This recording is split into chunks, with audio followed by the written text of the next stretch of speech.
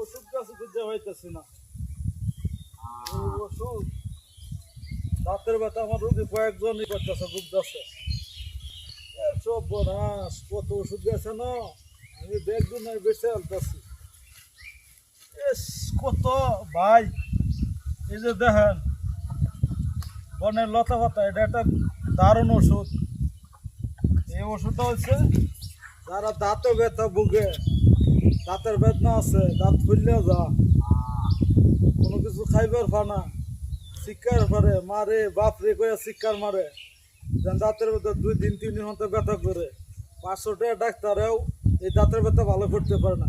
কিন্তু এই গাছটা যেন আছে ভাই, এই গাছে একটা ফুল দেয়, এই ফুলটি সুন্দর করে বাইটিয়া দাঁত যে কিনারে দাঁতের ব্যথা আছে ওই ব্যথার মাঝে যদি নেই করে দেয়, ভালো করে গাঞ্জা দিন দাঁতের ফাঁকে ফাঁকে, ইনশাল্লাহ 100% গ্যারেন্টি।